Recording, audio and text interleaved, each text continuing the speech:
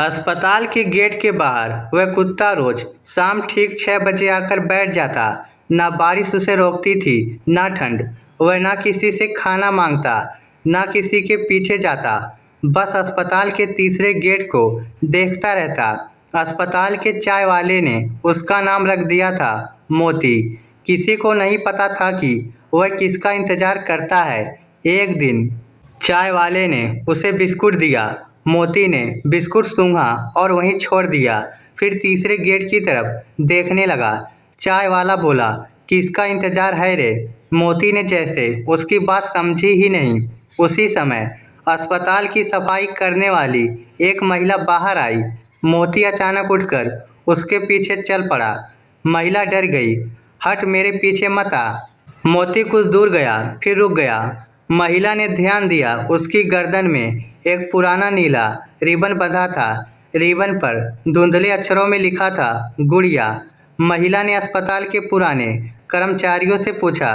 तभी एक नर्स ने कहा, ये कुत्ता पहले यहाँ नहीं था। करीब 6 महीने पहले आया था और हर शाम इसी जगह बैठता है। हाँ, किसी मरीज का होगा। नर्स कुछ पल चुप रही, फिर बोली, शायद 6 महीने पहले अस्पताल में एक 8 साल की बच्ची भर्ती हुई थी। नाम था गुड़िया। उसे दिल की गंभीर बीमारी थी। उसके साथ सिर्फ उसके पिता थे। माँ पहले ही गुजर चुकी थी। पिता रात दिन अस्पताल में मजदूरी करके बेटी का इलाज कराते थे और हर शाम उनकी बेटी अस्पताल के पीछे वाले पार्क में एक आवारा कुत्ते को खाना खिलाती थी। उस कुत्ते के गले में नीला रिबन बांधकर वह उसे प्यार से कहती थी, अब तू मेरा मोती है।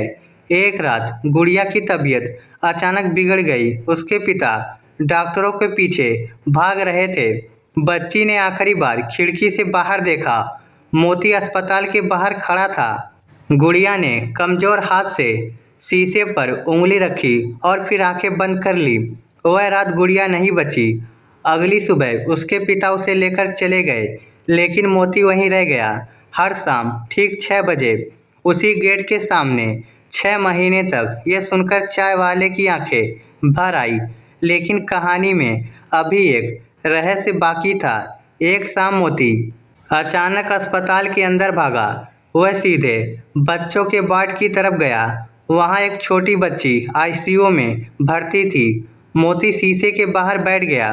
बच्ची ने आंखें खोली। उसने मोती को देखा और अचानक मुस्कुराई।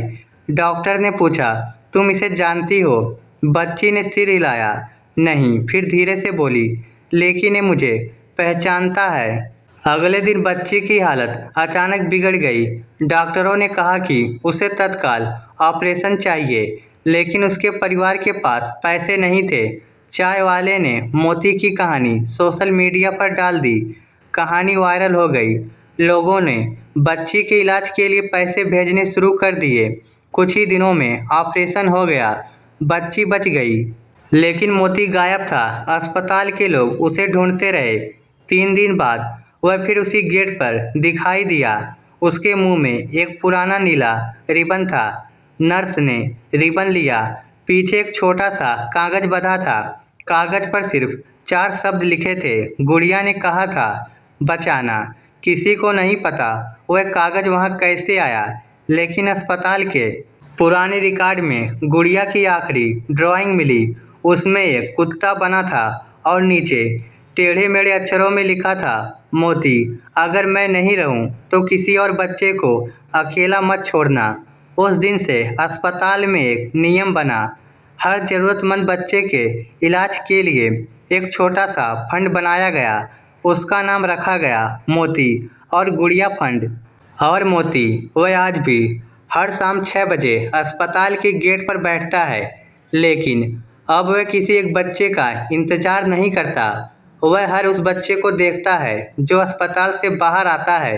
कभी किसी के पास जाकर बैठता है, कभी किसी रोते बच्चे के पैर चाट देता है और कभी कभी बस दूर से देखता रहता है। शायद उसे आज भी लगता है कि किसी दिन गुड़िया दौड़ती हुई आएगी और कहेगी, मोती, तूने मेरा इंतजार किया। और शायद वह तब भी अपनी पूंछ हिलाकर वही जवाब देगा, तुमने कहा था ना किसी बच्चे को अकेला मत छोड़ना। कहते हैं इंसान वफादारी की बातें बहुत करता है, लेकिन कभी कभी एक जानवर बिना एक शब्द बोले इंसान को बता देता है कि सच्चा प्यार क्या होता है। इस स्टोरी को लेकर आपकी क्या राय है, नीचे कमेंट करके हमें ज़रूर बताइएगा। धन्यवाद।